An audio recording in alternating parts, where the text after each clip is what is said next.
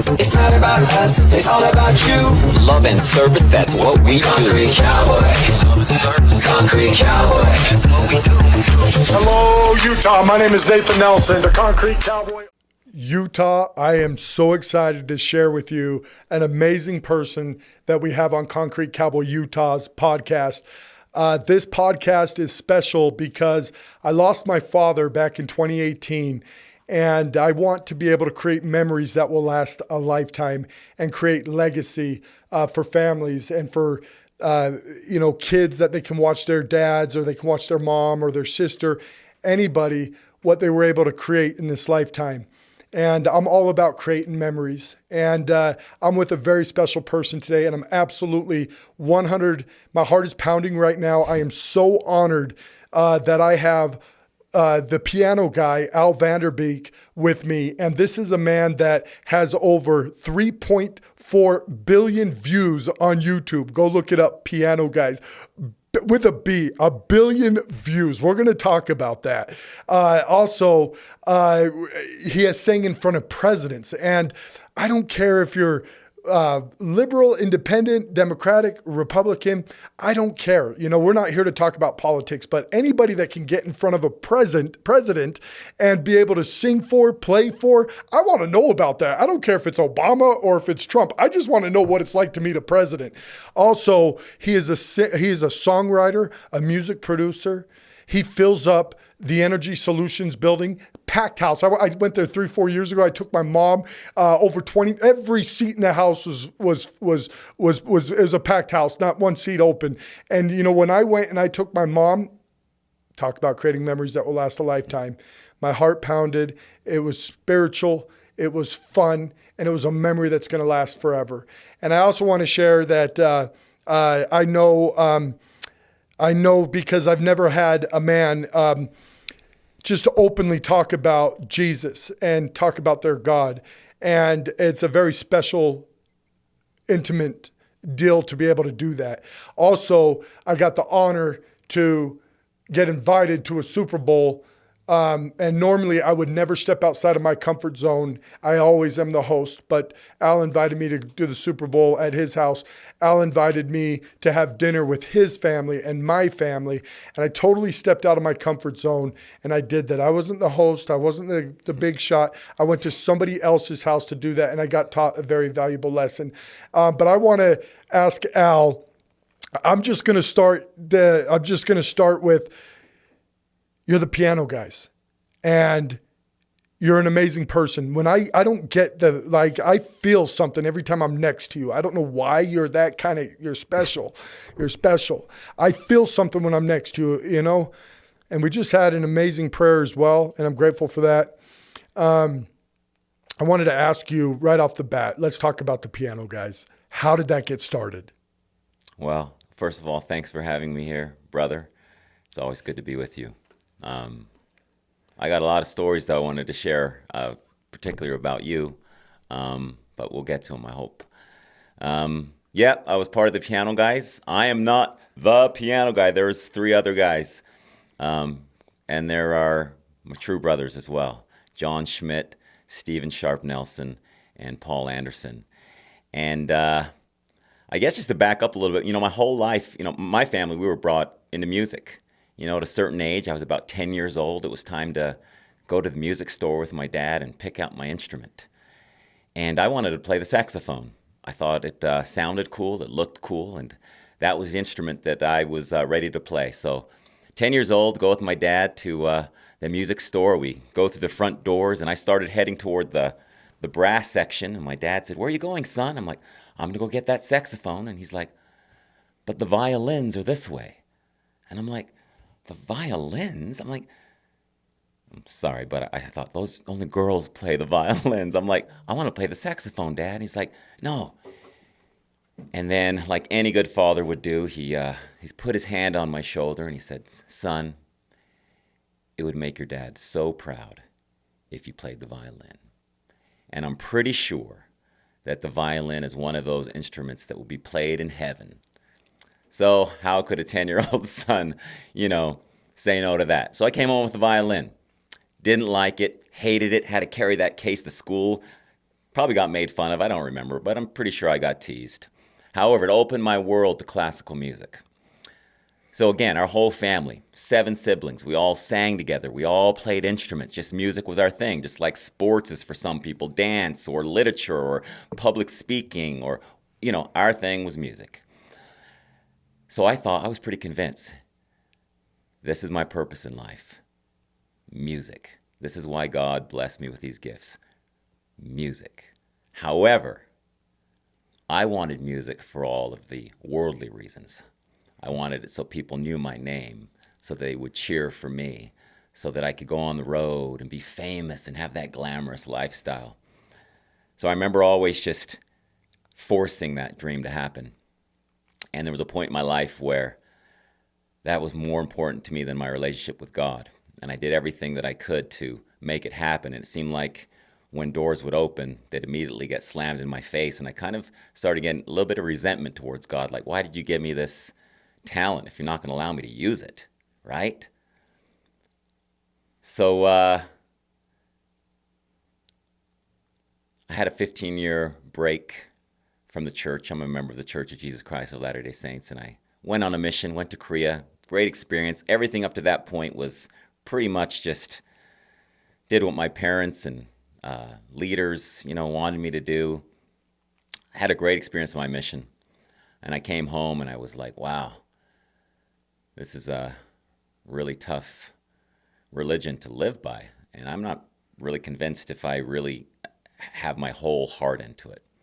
So I took a 15-year break, and during this time, again, I was continuing to pursue just music and be a singer-songwriter and just be Al Vanderbeek, the singer-songwriter, travel the world and all that good stuff. And it got to a point in my life where I'm like, you know what? I became a dad. I got married, became a dad.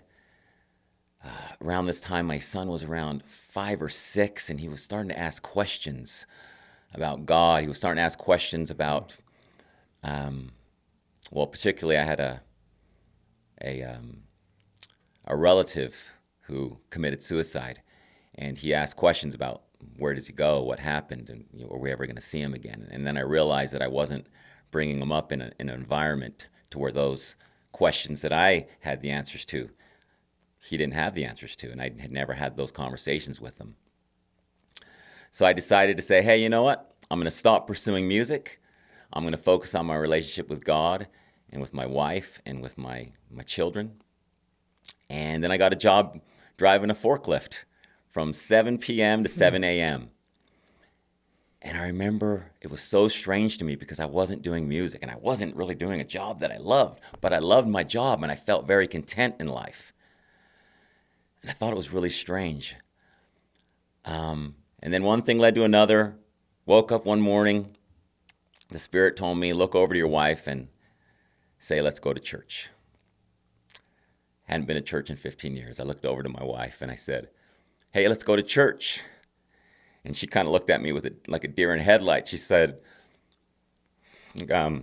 is there a family thing going on, maybe a baby blessing, something special, why we should go to church? I said, no, let's just go to church. So we went to church. And I was just planning on staying for that first hour and just kind of dipping out really quick, like I have done in the past, just kind of do the bare minimum. But the Spirit said, stay. So we stayed for the second hour. And this is when church was 3 hours. So I thought for sure I was going to leave after the second hour, but I stayed for the third hour. And then I came back the next week and I kept coming back. And then I got a calling as Elders Quorum president, and basically that's a calling to where you're basically responsible for ministering to other brothers and men within your ward family, and taking care of their families and their temporal needs, as well as trying to help as much as you can with any kind of spiritual needs, mainly just being a support and serving them. And I was moving in, all of a sudden, back up. One of our responsibilities was helping families move in. So new families moving in. So I sent out the text, hey guys, have a new family moving in. Let's meet here Saturday morning, 10 a.m. And as we're moving in this family, I just realized there's all these instruments, cellos and guitars and percussions. And I'm like, hey, you a musician? I'm a musician too. We should get together and jam sometime. I have a recording studio in my house. This guy named was Steve Sharp Nelson. And so we formed a relationship. We kind of just hit it off. He'd come over. You know, he had a full-time job. I did too. But we would just get together in the morning, at nights, and just start writing music together. Probably about 3 months into our relationship, he said, hey, have you heard of a guy named John Schmidt? I'm like, oh, yeah, he's the guy that plays the piano. He goes upside down, you know. He's like, yeah, well, he's working at another studio. And they've kind of got to a point to where he just needs a change in environment. You know, they hit a creative brick wall, is what we say in the industry. And I told him about you. I told him you had a studio in your house and told him, you know, it's really chill and you're cool. And do you think he could come here and we could finish the song together? I'm like, cool. So John Schmidt comes to my house in my little basement studio, and we start working on a song together. And this, as we're working on the song, he explains to me, he's like, yeah, when we're done with the song, I'm going to record a video for this guy in St. George named Paul Anderson, who has a Yamaha piano dealership there.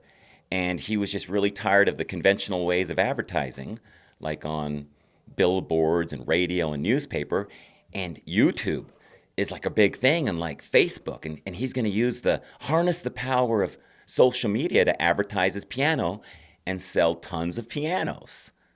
So that's why we were filming this, or doing this song together, was so that we could film this video. Paul was going to take the video. John was going to play the piano that he's going to sell and market his piano store, a Yamaha piano. So we all four of us get together, film the video, just wasn't thinking anything other than we're just going to shoot a video. This dude's going to put it on his channel and sell a piano. Cool. Well, a week later, the video had 1 million views. And this was 15 plus years ago. We were like, whoa. So, because me and Steve were already writing songs together, we said to Paul, we're like, we know you want to sell pianos, but would it be cool if we just supplemented your channel with just some fun music, like mashing up classical and pop music, and then, you know, you can sell your pianos. We don't want to cut. We just want to get this music out so maybe people will enjoy it. Paul's like, sure.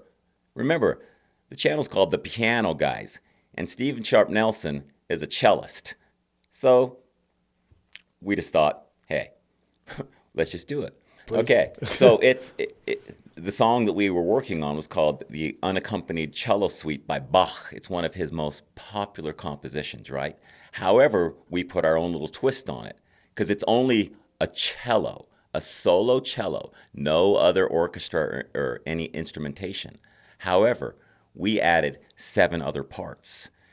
Steve has many talents, but one of the talents he has is be able to take a cello and turn it sideways and strum it like a guitar, hit it in different sections and make it sound like a percussion, right? So we filmed that video. We cloned Steve 7 times to showcase all the different sounds and parts that he was playing. And a week later, it had 1 million views. We were dumbfounded. We were like, what is going on? There you go. If you go watch that video, it probably has 50 million views. Is that our video? Oh, that's our version. 50 million. Yeah, so that video today, you know, probably got 50 million views or so. So to go back to your original question, I'm sorry I'm giving such long answers, but you guys can cut this down.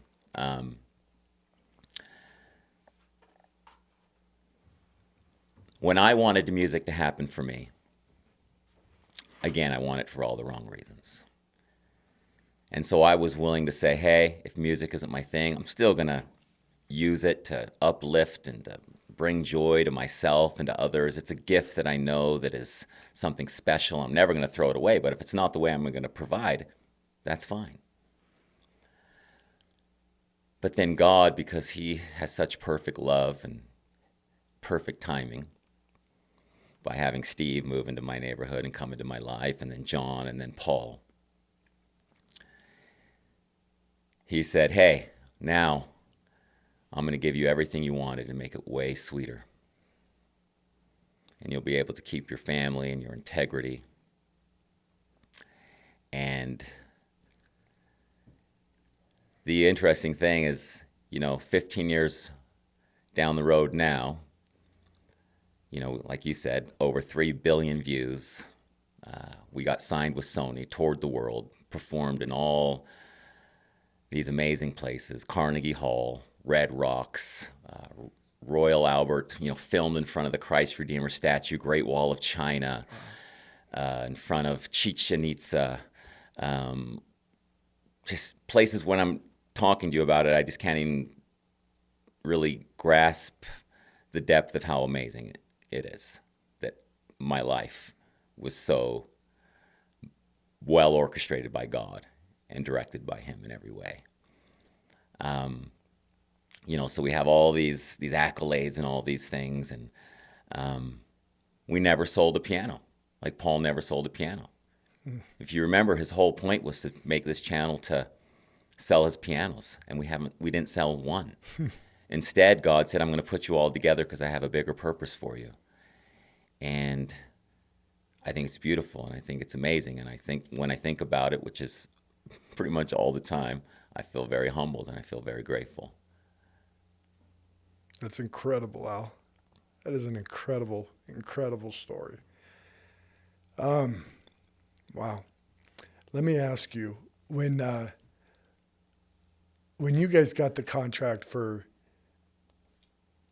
Energy Solutions, and you see that your very first time, I don't know if you can go back and remember, when you saw that place full, what did that mean to you? It's really hard in the moment. Looking back, though, now, it is really hard to believe. There's so many times in my life that I look back and I can see the hand of God, and it's sometimes really hard to see the scale of the blessings, even when they're small, but even when they're big, until you get down the road and you can look back. But I mean, it's nothing short of a miracle. Speaking of miracles, when you leaned over and you asked your wife to go to church with you, how awesome is that she said yes to you and went with you?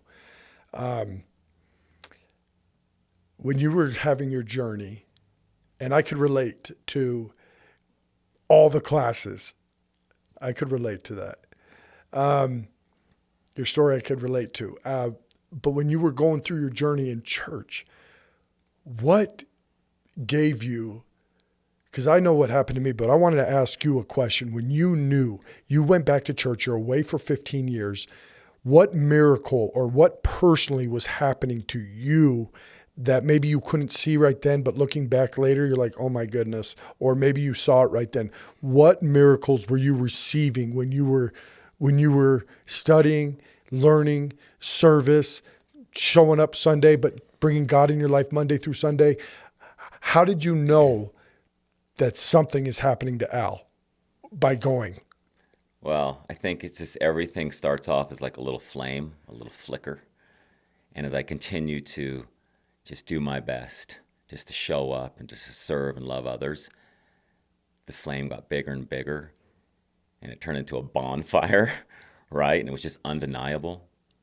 However, I always like to look at the analogy because I feel like up to that point in my life, I think about Chuckarama, the buffet. It's very popular here. Mm-hmm. And I think about, so compare Chuckarama as the gospel, as we know it, the church.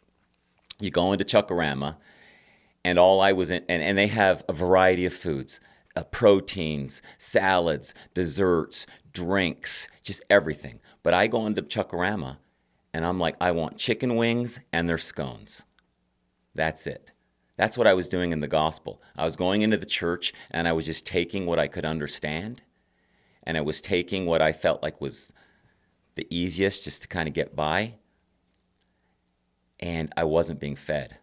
I wasn't going all in. So this time when I woke up that morning and I didn't realize it in that moment when I said, let's go to church, but it was like we were going into this buffet with all this variety of foods, and we feasted on everything. We went all in. We partook of everything.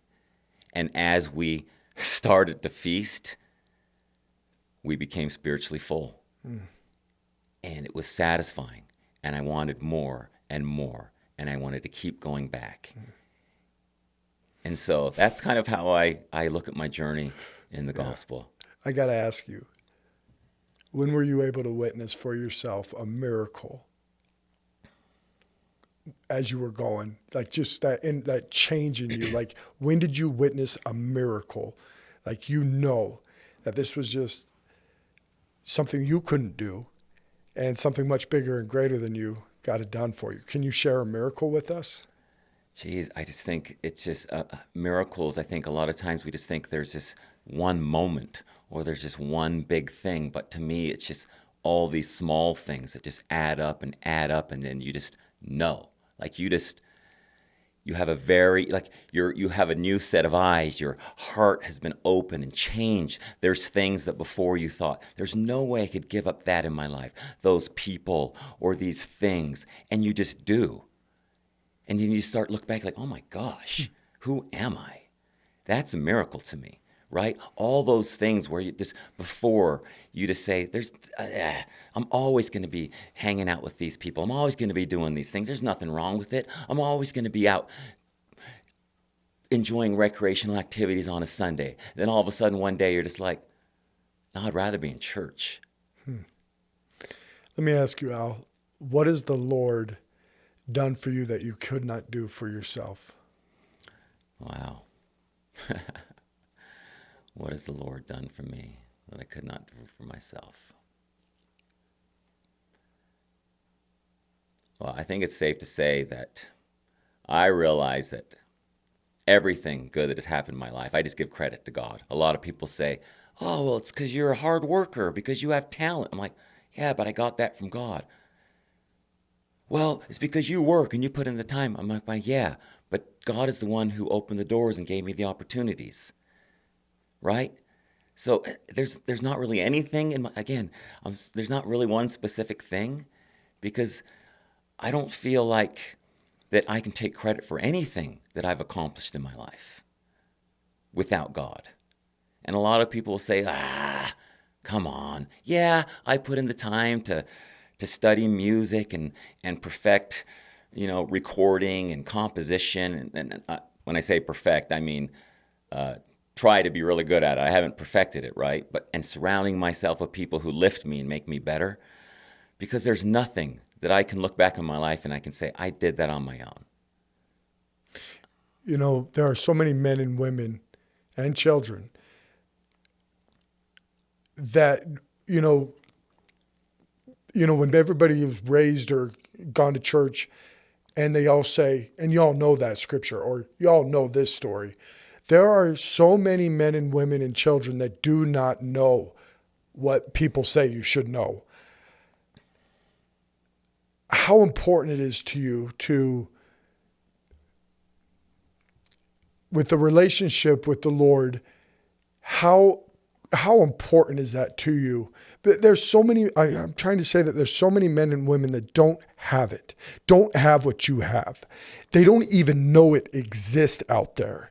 They have no idea. They're into the worldly things. They're into instant gratification. They're into selfishness things, and they're the worldly things that, TV and social media and everything puts on you. And they've never had the opportunity or the experience of having a relationship with their Lord or their God. There's so many out there, Al. So many out there that will never get the opportunity. You think everybody would know Jesus. You think everybody would know God. You think everybody would know the Holy Ghost or the angels. I don't know nothing, but I'm just saying there are so many people out there that don't have what you're experiencing or what you're sharing. So how do you convey that to another human being? And I'll give you an example, like my son. I hope I don't get in trouble for this, but,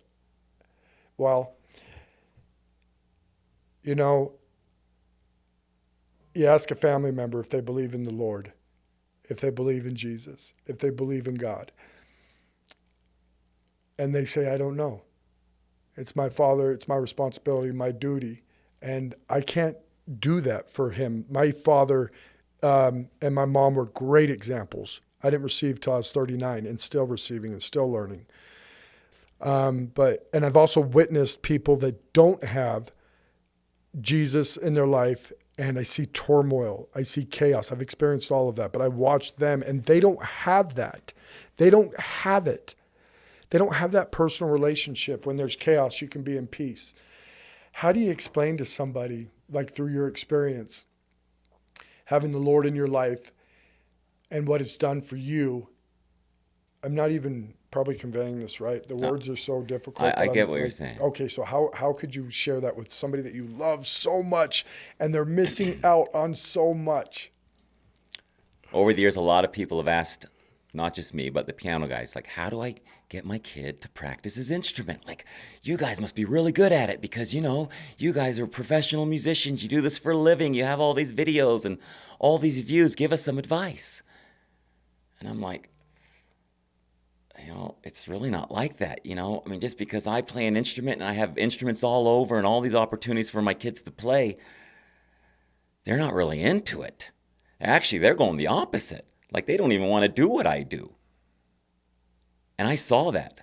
I saw my kids as they were practicing the piano and the violin and the guitar and voice lessons. I'm like, man, am I making them, like, do they really even enjoy this? Or am I pushing them into something because I've seen for myself how it works, but now I'm just trying to push it on them and force it into their life. And they're too young. They want to be out playing. They want to do other things. So I realized that the most important thing is to be just passionate about it in front of them and hope they pick up on it. Now, same thing with the gospel and our relationship with God. We can talk all we want to our kids. Hey, man, I really wish you'd pray to God. I mean, I get it. I've been where you are, and now I'm older, and it's just so important to have a relationship with God in your life. And, all the preaching, it doesn't work. And man, Nate, we know, we're dads, it doesn't work. If anything, it may make our kids go the other way. Yeah. I know that's what it did to me. So what can we do? All we can do is be passionate about our relationship with God, and be consistent and hope that our kids pick up on it. Let me ask you a question, Al. How do you know when you're doing the Lord's will and not Al's will? Hey, that's a good question. Oh, that's a really good question. I think that I've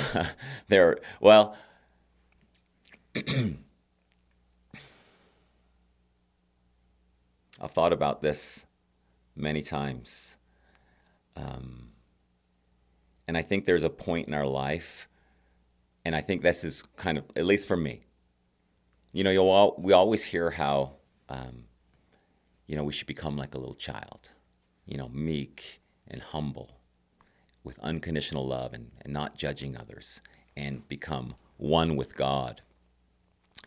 And something that I've always strived to do is to get to a point to where I don't always have to go to God and say, hey, what do you want me to do here? Like, I don't think he wants us to always just ask him and then sit and wait around for him to tell us what to do. I think he wants us to act and include him along the way. But I think it's all these times where we're including God into our decisions, our daily decisions, the big ones and even the small ones. I don't think there's anything that God doesn't want to know about. He cares about all the details in our lives, big and small, right? I think there is a point where you just kind of know, you are aligned, you have become one. I feel like I'm becoming one after 23 years with my wife, right? We're finally becoming one. We're understanding one another. We read each other's mind, but in a good way, where it's not well, yeah, that's not what I meant, honey. That's not what we talked about. I'm well, I can't read your mind. It's kind of we're getting to the point now to where we communicate way better now, but to where we just feel unified on the decisions that we make. Sometimes we don't even have to talk about it because I understand her, she understands me. I think the same way with God. He always understands us, but I think it's kind of our purpose and responsibility to become one with him. right? And so, again, it's hard to put into words, but I know there's definitely been times. I can give an example. Before we moved to the house that we lived in previously, in the area where I met you, Your home's beautiful, by the way. Your new home is absolutely beautiful. When I walked in, it just felt like home, you know. But a home is definitely the company you have in it. But it's such a beautiful home. Thank you. Thank you. So about 2 years ago, I was diagnosed with throat cancer, right? So shocked. Never, not a smoker, not a drinker. Get the news I have cancer. And me and my wife were terrified. And, it's like immediately, let's do surgery. Let's do chemo, radiation. I was like, no, slow down. Like, I need to figure out another way. So we started doing some research, and we landed upon this whole raw nutrition diet, that people were doing, and it was curing them of their cancer. So I told my oncologist, I'm like, sorry, I'm not going to jump into any of that.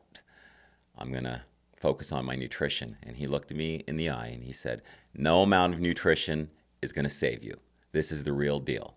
Basically, he's telling me, you're stupid. You're going to die. You need to do this.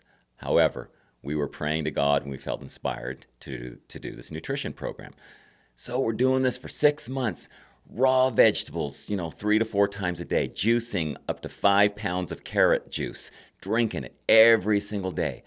I felt incredible. My joints, my pains, my aches, any inflammation that I had from playing pickleball or going and working out, it was like gone. I was like convinced, oh my gosh, this is working, right?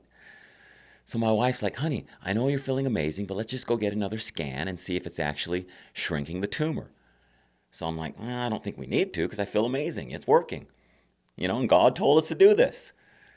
So I go and get a scan. And not only was my tumor bigger, but the cancer had spread from my left lymph nodes to my right lymph nodes. And I was like dumbfounded. I'm like, God, why did you tell us to do nutrition if my cancer is just going to get worse?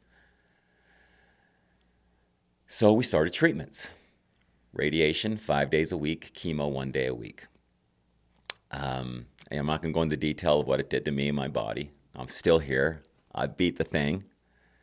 However, I remember there was a certain point during the treatments where I'm just at my lowest of low, physically, mentally, emotionally. My wife as well. It's just been overwhelming. And she's trying to, in this helpless position where she can't take care of her husband, can't do anything for me physically to relieve my pain, but then still trying to, keep the family together and keep their lives normal. But I remember there was a certain point, and I started thinking about the whole nutrition thing, and I was kind of a little upset because I was suffering so bad. And then the answer came to me. He's like, I didn't inspire you to do nutrition so it would heal you. I inspired you to focus on your nutrition so that the treatments wouldn't kill you. So I think about, there's a lot of experiences in my life when I've prayed to God, and in my mind, when he gives me an answer, I'm like, oh, yeah, that's why he told me to do this. And he's like, no, dummy. It's because there's a much bigger picture, right? So again, all the questions, a lot of things you've been asking me, there's all these little experiences where to this day, I can look anyone in the eye and it's just undeniable. I can say, I know that God lives. I know that he's there. I know that he hears and he answers everyone's prayers, not at the exact time or in the exact way that we expect it, but he always does. And a beautiful thing that I love, and it's a quote by one of our, former apostles of the church. He said that good things will come. God is always there, and he will answer your prayers, sometimes in this life, but sometimes answers will come in the next. But good things will always come. That's amazing, Al. You're an amazing person. I got to ask you a question. What does a deep, intimate relationship mean to you? Well, I just immediately had a picture of my wife and my kids. I believe that hard things happen to everyone. I'm not unique to pain and to suffering and to trials. However, I feel like that through this, I call it a refining a refining and a softening process. It was like going through cancer together with my wife and my family and those who love me was like a master class of realizing where my focus and what's most important in my life means. And it's those relationships. It's these type of relationships where we can add to each other's lives. And we don't have to be fake. We don't have to be pretentious. We don't have to worry about being judged. It's a safe place. I think it's just beautiful. Human connection is something that we all long for, that we all wake up in the morning for. And to me, nothing else matters. Because when you don't have your health, you don't really have much, right? All you have, oh, let me take that back. Because when you don't have your health, all that matters is what's all around you. And that's the people that you love.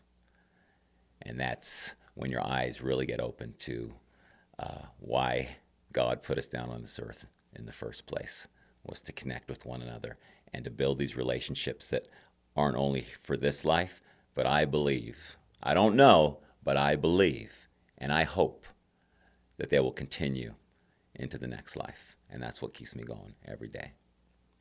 That is beautiful. That is beautiful. Al, you called me. I got you a pickleball court, or pickleball light, and you said, I don't know if this was in my imagination, but you're like, I had a dream about Concrete Cowboy, Utah. You invited me to the coolest studio. It is full of, I'm going to say it wrong, but wall boards, wall sounds, acoustic, yes, and like this, yes, like this, and it was filled with Prince and the vibe and purple, and it was just a cool vibe. Yeah. And you made a song for me, and it's Concrete Cowboy, That's Utah. right. We're on 103.1 right now. The wave, they're blasting it like over 100 times a week. We're gonna move into 97.9. We were on it last year, had major success with that song that you wrote for me. What got into your mind? Because it's all about what Concrete Cowboy is. Well, it's because you were doing all those reels, right? And I'm just like, I remember seeing your first one, and I'm like, and then like you kept going. I'm like, I wonder how long is it to keep this up? Because it's a lot of work, right? And a lot of people last maybe 3 months and they get burnt out, but you just kept on going. And I have to say, just the music, the producer minded me. I'm like, it'd be really cool if you had a jingle, because you had certain things that you'd always say, remind me of some of the things. Love and service. Yeah, you'd say things like, love and service is what we do, and you treat people like family, and blah blah blah. And I'm like, and I had this little tasty beat, this little groove actually that my nephew, I got to shout out to my nephew, Nate Kyle. He produced that beat, and we actually had a different version where I put down some vocals and stuff, and we were just doing it for fun. It's just the way I connect with my nephews and nieces, right, through music. And I'm like, you know what? This would be the perfect little groove. And it just came to me. I remember just hearing that groove, and I was like, the Concrete Cowboy, the Concrete Cowboy. And I'm like, and I actually did the song before I even showed it to you. I didn't know if you were going to even like it. And I remember just hitting you up and like, bro, I wrote you this jingle, man. And you're like, no way. I'm like, yeah, you just got to come check it out. You came to the studio, right? And you liked it, and you were so kind. You gave me some lights. I got to tell you, I wasn't trying to get anything out of it. I was really just like, I wanted you to just have a cool jingle for all your reels and, social media stuff that you were doing for your business. Yeah, so then I get a phone call from my mom, and she's like, I'm doing this concrete thing, and I just need this pad. It's all torn out, and no brainer. I'm like, Concrete Cowboy, and the song popped in my head. Concrete. I'm like, yeah, you could call. I got a buddy who's in the concrete. She's like, I already got some bids. Blah blah blah. This, and this. I'm like, well, no, have my guy call. And the day that I called you, you were there within 20 minutes. I remember you were there in 20 minutes.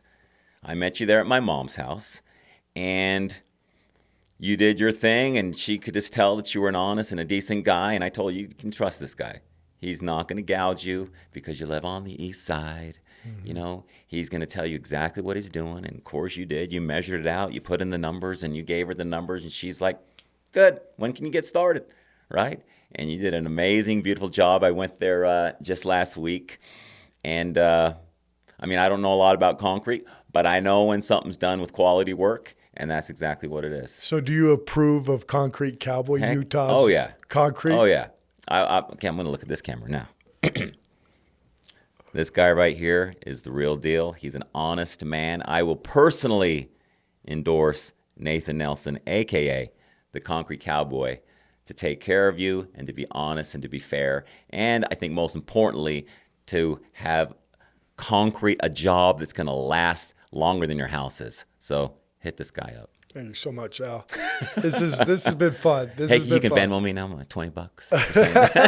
I know. If people are gonna be like, that was paid There's for. like, that was so no, paid for. Was he reading? No, it wasn't. It's just, it sounded canned, but it was being honest. It's truthful and it's authentic and it's real. You know, that's what we're all about.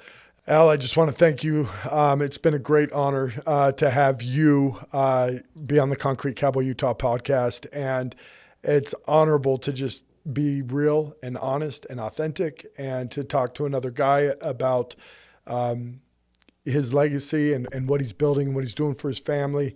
And it's just a really neat experience to be able to do this and to have you on our show, to have somebody that, is humble, but also has recognition, has status. I know you don't care for any of that, but somebody that has such an amazing story, as far as the piano guys and family and Christ. Before we close, I do want to ask one more question. What was it like meeting Donald Trump? Man, it's all a blur to me, really. I mean, I would never imagine in a million years to be on at the feet of Abraham Lincoln, the Washington Monument, right, where Martin Luther King stood and so many other just incredible people in our history. And I'd only become a citizen 3 years prior. I'm from New Zealand. My dad's Dutch. My mother's Samoan. I wasn't too interested in becoming an American citizen, but just because we traveled a lot, I was having a lot of difficulties with passports and visas because we were performing in different countries. And I thought, what, I'm going to become an American. 3 years later, here I am standing on this stage in front of the world. Wow. And again, like you said, and I'm glad you did, because we're very apolitical musicians. However, if it was Obama, Hillary, or whoever, we would have taken the opportunity because we felt like we were representing our country and not necessarily representing, the person that was the president. But wow, it was a moment because I remember just being up there. My wife was in the front. It was just like the whole world, like all that's happened in my life just went flashing before my eyes. And there she is, she's bawling. And I'm trying to maintain my composure because this is live on TV, right? Do our thing. I actually had it written on my hand, this little speech, because I was so nervous. And the camera, you go look back online, right when it zooms in, Mom, I'm looking at my hand and I'm reading this, little speech of like how we can all be together and everything's going to be okay because the song's called It's Going to Be Okay. But then afterwards, we go down and Donald Trump and his wife and I believe his son and maybe his daughter, they all stood up and they just, he grabbed me by the elbow. He did the power grip thing. He pulled me in and just shook our hands and says, "Incredible, guys." I wanted to say, "Are we fired?" Something funny, but it didn't come to me till after. But yeah, it was more so meeting him. It was just it was a miracle. Man, there were so many miracles. Just to have that opportunity to represent America. Absolutely. Right? Just incredible. Who does that? I'm just nobody. I'm just this guy that just, like everyone else, But I guess just for me to wrap it up, God can take things that are insignificant, that are small, and he can do wonderful things with just small, imperfect people like us. And that's the epitome of my life. And so how dare I not give him credit for everything that's in my life? Absolutely. Thank you, Al Vanderbeek. You bet, brother. Awesome. It's not about us, it's all about you. Love and service, that's what we do. Concrete Cowboy. Concrete Cowboy. That's what we do.